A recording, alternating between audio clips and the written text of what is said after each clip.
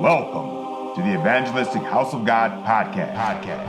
Unscripted discussions on social issues from a Christian's perspective. Welcome to the E-Hog podcast, where we take natural life scenarios and we talk about it from a spiritual perspective, unscripted, unregulated, and uncensored. That's right. Sure. Right? Yep. And so I'm Pastor Rod Harris. I got Esther Smith with me. Hey, guys. The lady with the great hair. Great and we hair. also got Pastor Steve here with us, our resident mouthpiece. Right. And he is going to enlighten us with some great wisdom as we talk today. As you can see today, we got on the set some beautiful tea that I prepared myself. Yes, and I must say that I am the best tea maker ever. It's very good. Is delicious. It's really good. I agree. And I think that this is a Animal cracker. I think that's a wolf though. No. Don't look like it. It's got 4 legs and a tail. I think that's a wolf. That's not a and wolf. it looks pretty mean. Poorly drawn one. I'm pretty sure it's not a I'm wolf. just gonna say it's a crumpet. Well, I would just say he's not tough. Because why? It might have been a bear. There wasn't no bear. It was definitely not no wolf. Okay, calm down, Esther. Yeah. You're not the expert in animal crackers, so. It really doesn't say on it, so I guess it kind of leaves it up to interpretation. Right. So in my interpretation, it was a bear. Well, no, I pretty much know. You know, no. I'm an artist, and I draw these things, so I know exactly what they're supposed to look like. You're going to make yourself right anyway. Yeah. So what's going on with you? So, I'm doing pretty good. Well, remember I told y'all about my weight loss thing that I got some goals going on with. How's that work? And, it was a real rough week. I ain't gonna lie. Yeah? You know what it was? Okay. My husband was home. So, he works 4 days on. He works 12-hour shifts. Yeah. So, he worked 4 days at work, and then he gets 4 days off of work because he has the 12 hours. Mm. Yeah. So, his 4 days off was the time that I was supposed to start, and I was doing good until third day, Okay. which was his first day off. Yeah. And so because he's home, he's like, let's celebrate. You know, we're going to go out to eat. And we always celebrate with food for whatever reason. Yeah, most people do. You know? People do. Yeah. And so he's like, you want to go out to eat? So I'm like, trying to be modest about it. Yeah. So it's like you can only say no one time before you start looking funky. Like, okay, what's wrong with you? So I was like, well, no, let's just, Oh, but it's a little secret. You didn't tell him that. No. He knows. Okay. He knows. But I just don't want Too to. much. Huh? It was the pressure. Coming down on me. Okay. And so he was like, I was like, well, let's just eat here. I had already made dinner, so that was a good excuse. So we did. So then the next day, he didn't say nothing. I was like, whew. But then the third day, he was like, come on, let's go out on a date. You got to do something. Let's go get something. Let's go get something to eat. That's just one little thing, right? Yeah, right? but okay. So let me tell you why it's not right. Because when we go out to eat, it's like, okay, I know that I'm going. Okay, I'll eat a salad because it's like if that's the safest thing. That's my safest bet there. Yeah.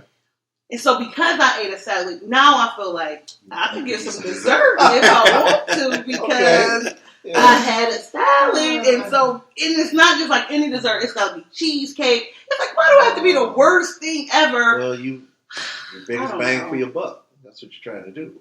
I don't know. That's why I want to go to a restaurant when I'm trying to. Anyway, I like to just stay away from it when I'm trying to be in that mindset. It's still only one opportunity out of the week, though. So what happened to the other day? Right. Well, did you just get back on the wagon? Well, I kind of got back on the wagon, but then it was like when we got home, we had cheesecake at the restaurant. We did split the one. Okay, we didn't have our own, so we split the one. I ate more bites than I should have. Okay. Ate. So then when we get home, it's like, okay, well, we don't gotta go. We don't gotta get up in the morning. Let's watch a movie. I'm like, cool. Need a snack. Exactly. So he said, hold on, I'll be back. I'm thinking he's saying he's going to go downstairs and come back. He come back full of goodies. Oh, wow. So we like, I can't say no. I mean, I can. But you want to do the but right it's thing. hard to say no to Especially it. when he brings back all your favorite goodies. Exactly. So it's like, well, I'm just going to stick with these. And then I end up eating half of the box. I was just like, it was just bad. I get you. It was just bad. So he going back to work tomorrow. So I'll get back on the wagon. Okay. Yeah. I don't know. It's tough. Yeah, that's why you need those key performance indicators. So you can figure out what you did wrong and get back together. I know what I did wrong. You just didn't have a countermeasure. That's the problem. Yeah, but the countermeasure is next time don't order cheesecake. I don't order the cheesecake. Right. Or just stay out of there. I know. That's my thing. I'd rather just stay out of there because Celebrate at home with a tossed salad. Oh. Hey, I tell you, I had a tossed salad for lunch today, and it was off the hook. Yeah. I had romaine lettuce, I had green leaf and red leaf lettuce in it, and then I chopped up some basil, some parsley, cilantro, and mint.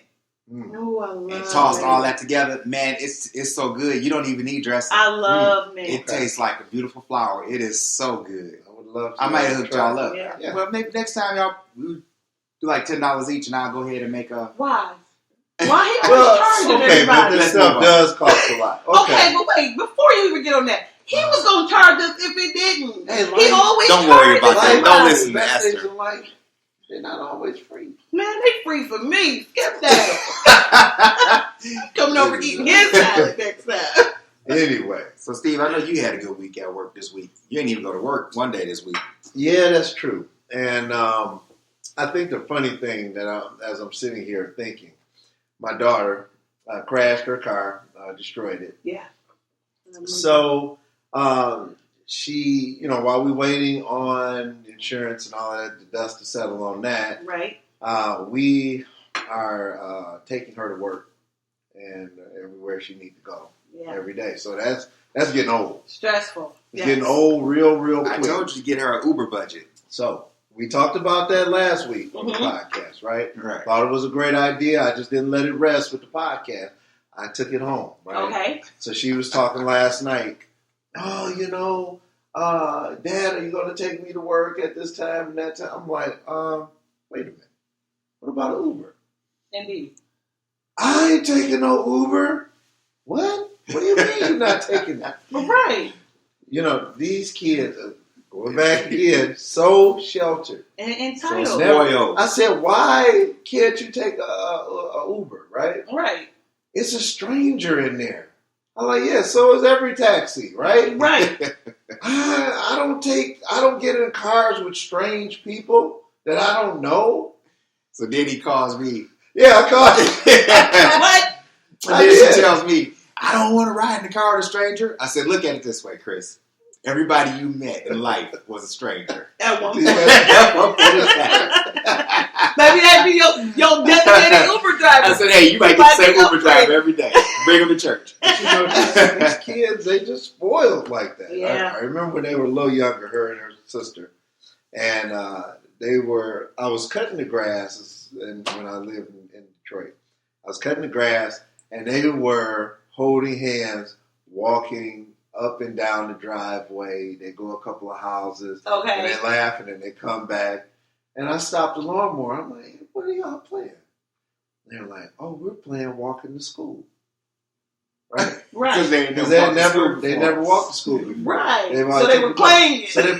So I mean, it's just like, when you stop and think, these kids, they didn't even know taxis were in Michigan. They thought that was just something else. Like in New York. Yeah. My son asked, was taxis real? And the first time he ever rode in one, he was like 14 or 15 years old. He was in Vegas. Wow. Yeah, so he didn't even believe it was real. Yeah. But what can you say? It is what it is. Yeah. So anyway, you work in the hood. Yes. And you are stuck with the responsibility of hiring qualified individuals to do work that pays great money.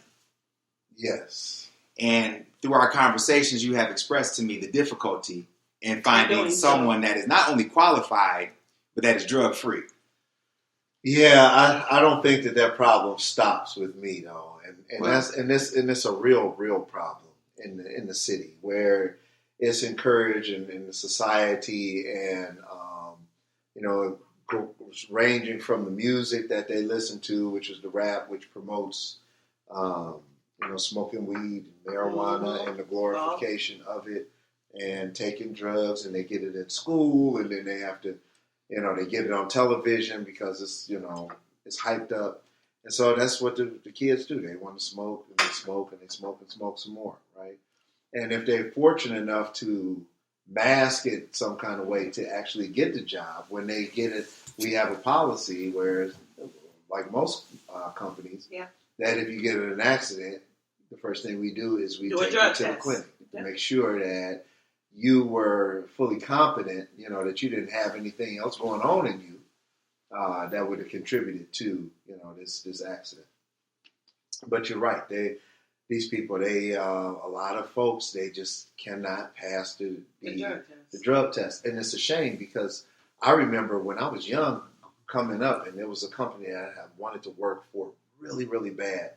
And I see why God never allowed me to work for them, because they ended up leaving the country and going to Mexico. Right? Wow. Okay. But the thing is, the people, they were. This was back when we had unemployment offices, right? Okay. It wasn't this Marvin type stuff, right? So you would go in, then it was just like every time I would go in, I would be a day late, right? Oh. And so I would be trying to get off, take a day off, so I could go in there to get this job, right? Right. Because I knew that they were hiring in masses. So the guy would tell me they hired like, they would have applications for like 150 people at a time. Wow. 10, 9 would pass the drug test. Wow. That's messed up. And that was back in the day. Yeah, that was back 20 years ago. Right. Absolutely. So just imagine what it's like now with legalized marijuana in most states. And where it ain't legalized, ain't nobody punishing people for carrying it or buying it. You can just buy it anywhere nowadays. Yep. And I just see that this is, they used to say it was the gateway drug, right, into other things. Talk about that a little bit. How is that the gateway? What do you see about that being a gateway drug? I think it's a gateway because, well, first of all, right now it's just a main drug. that's the bill technique people. They got satisfied. Right. Right. They can't even get off the couch with weed. So not even thinking about how they lace it with stuff. I heard, people lace it, and then you just want another high. You want another high. You want to get to another high. At one point, is it going to be enough? It's never going to be enough. You're always going to want that. You're always going to want more. Yeah. And weed is so bad now until, like I said, it's really a bad, like it's already, it is the drug.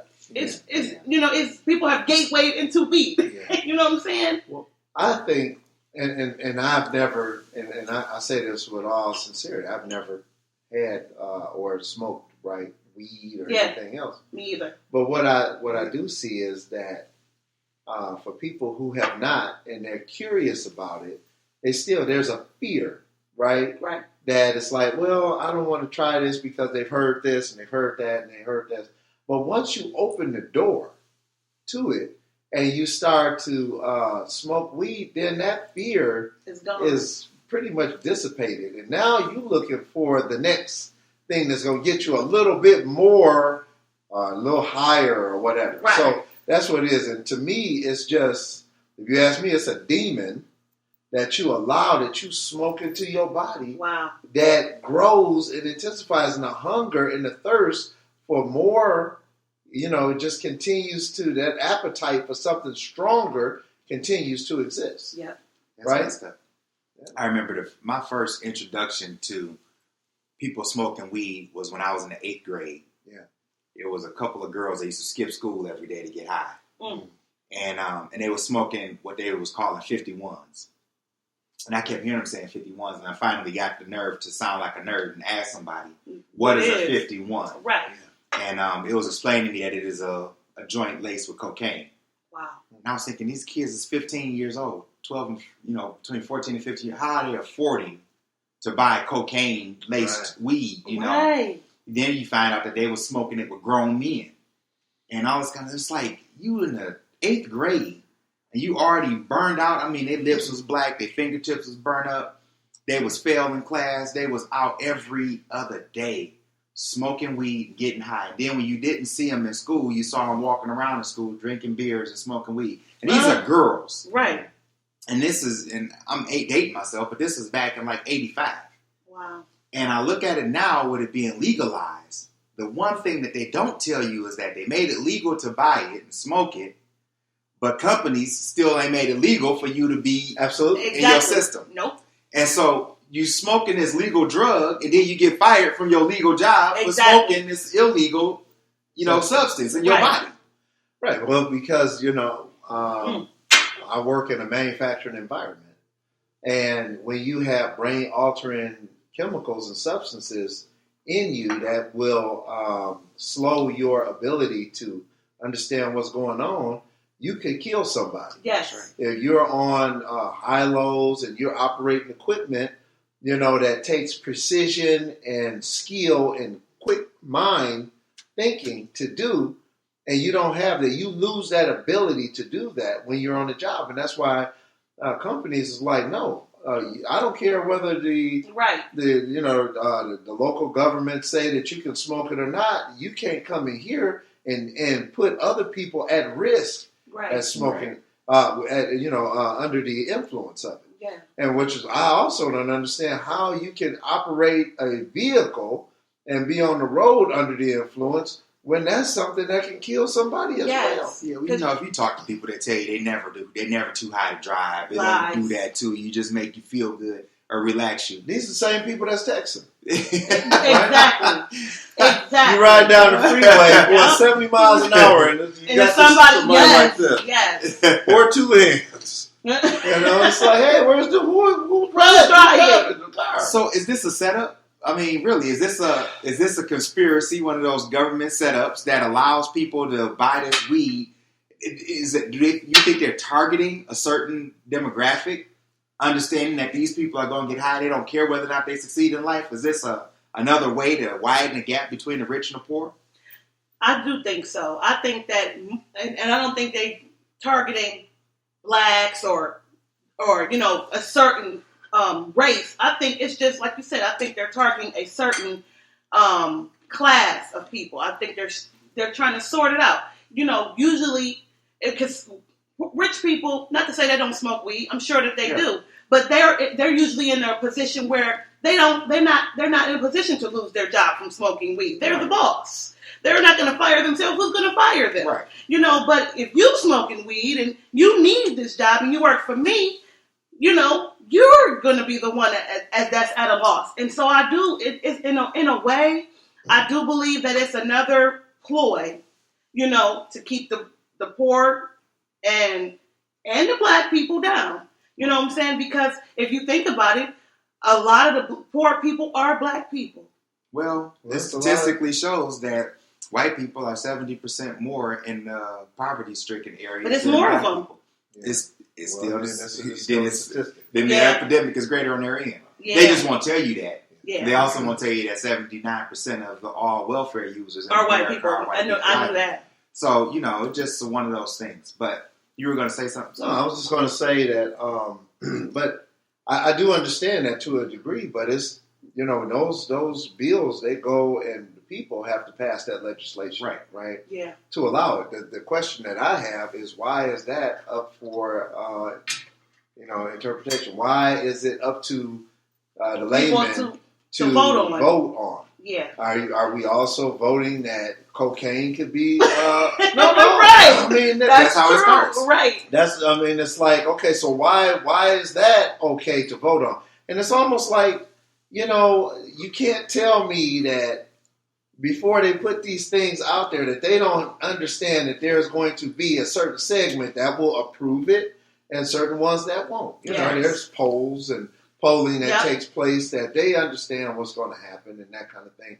And I do think that it's a distraction. I think that it's also something that a lot of people are not aware of that will keep them from achieving in life.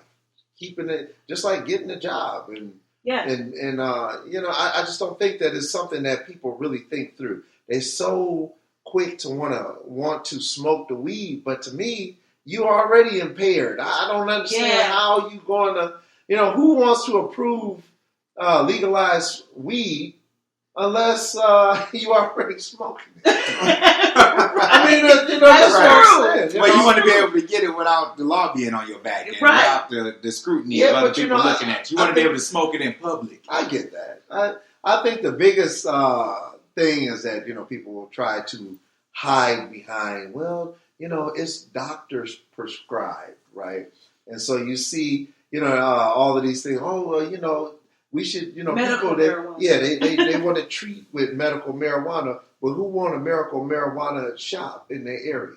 Exactly. Right? And it all, the one that when I'm on my way, showing up too. Yeah, well, you see it, but it's a community killer. The communities don't want them. No. The community meetings that we go to, the people stand up and like, hey, what are we going to do to get this medical marijuana shop out of here? Because they get busted all the time for people. And it was like, at first I didn't know what was going on. I saw this green cross on this building. And it doesn't say, outwardly what it is. So hydroponic or something. Right. Yeah. You just see a bunch of people. All of a sudden, it was like this little area.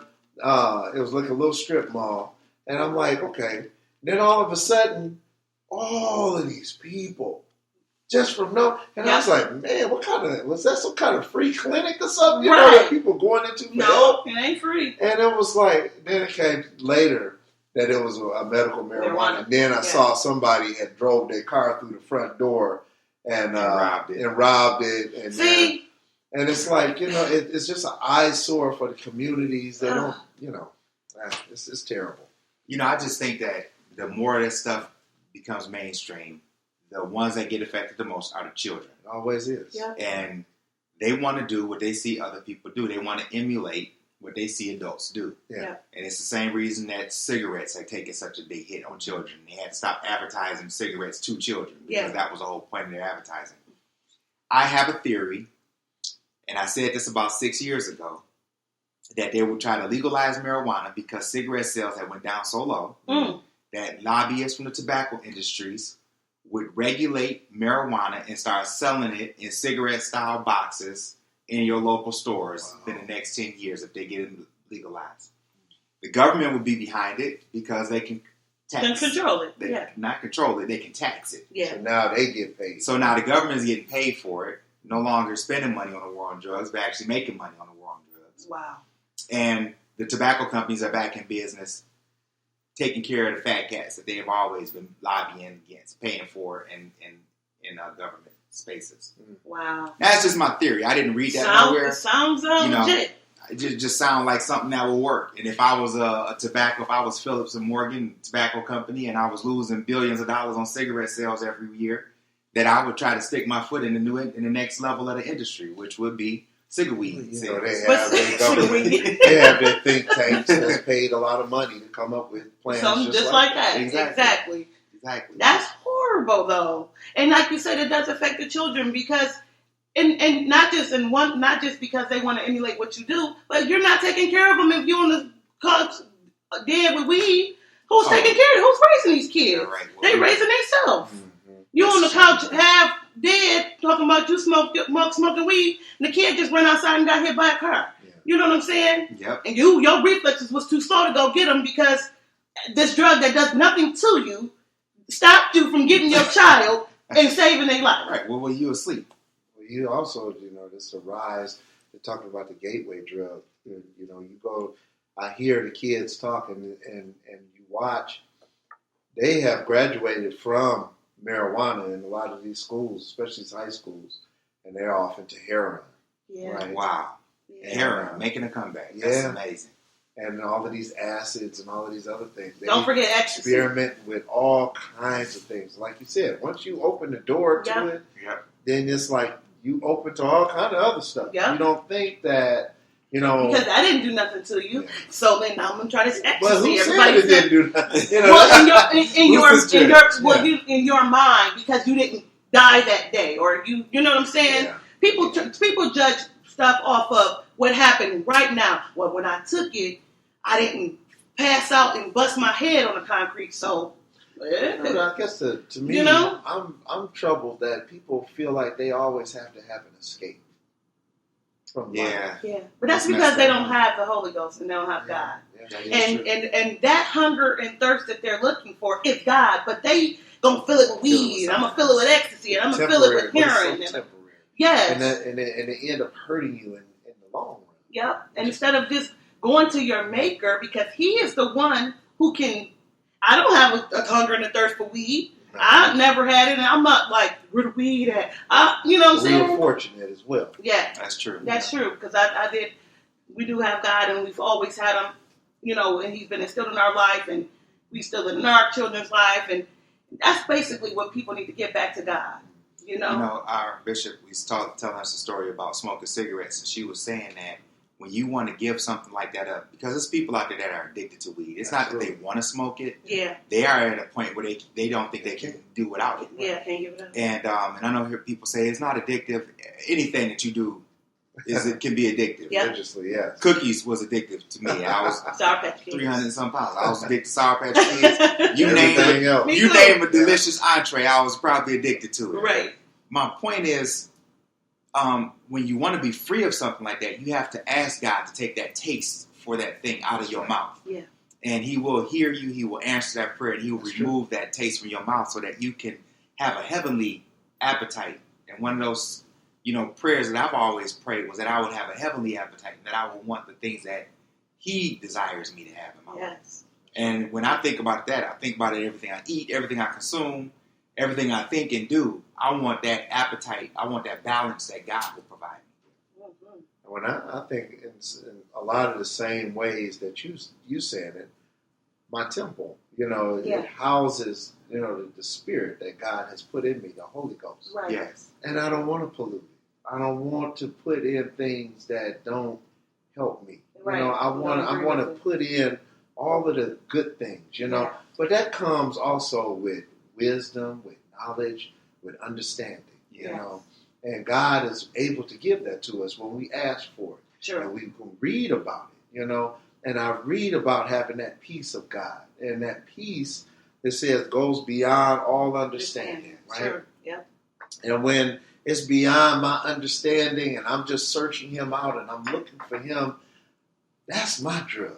Yeah. That's what I need. That's my but high. you're getting something from it, though. That's what I'm saying. Take it, and you I'm get hot. And fulfillment. but the after effects is just beautiful. Right. Exactly. And when I'm going toward him, he's coming and he's filling me with all kind of good things, right? Yes. And so then I got good things to say and I got good things to share with other people. And I only want to talk about things of good report. Right. I don't want to listen to filthy stuff. I hate watching the news because it's full of garbage.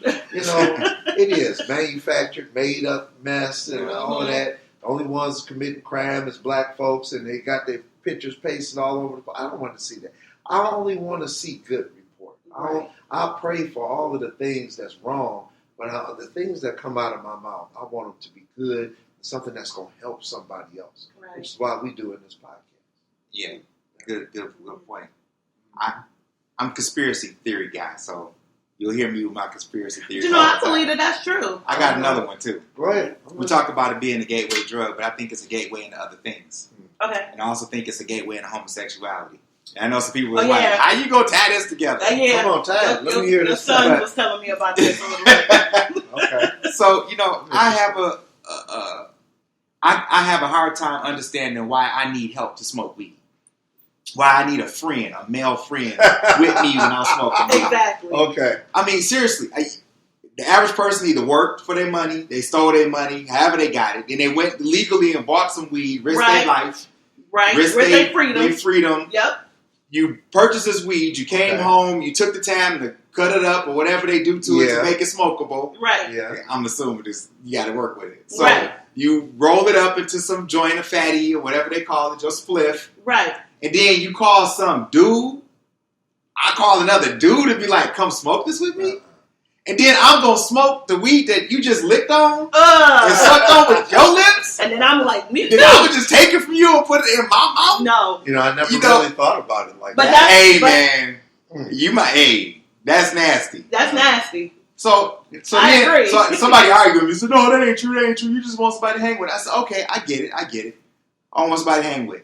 Let's change the story around. I worked for that money I stole, sweat, borrowed, however I got it. Right. I went to Subway. I bought a sandwich, a bag of chips, and a soda pop. Right. And then I came home. I got a plate. I put it on the plate, heated it up, got sat down and said we're about ready to eat it.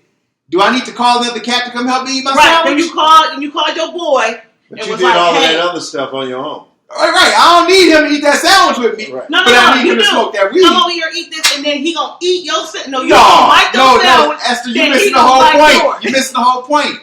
Ain't no man buying a sandwich and sharing it with his homeboy. No. Nobody do that. Not that I know. Nobody does that. What happened to the lady? Why the dude? Exactly. Yeah. Exactly. Look, if I share my sandwich, it's because I'm getting benefits. Exactly. Yeah. And if I buy weed and start to smoke it, I'm not doing it without no benefit. Exactly. I just don't understand. And that's why I say, hey, you keep calling the homeboys over to share your spit and weed in a minute, somebody gonna be kissing. Hey, you kissing them anyway from a DNA perspective. That's horrible. Gateway drug into more things than just other drugs. Hey. I just take my Jesus. Okay. It ain't no settling. I ain't settling either. Okay. Well, you heard our story. You heard my conspiracy theories. You heard my conversation. You might think differently about it. You're welcome to put your comments in, write us, tell us what you think. Again, we thank you for being a subscriber. We thank you for listening to us and watching us on this podcast. We also invite you to visit us at www.ehogministries.com or at 8401 Puritan in Detroit, the Evangelistic House of God. We love to see you in person, and we hope to see you soon.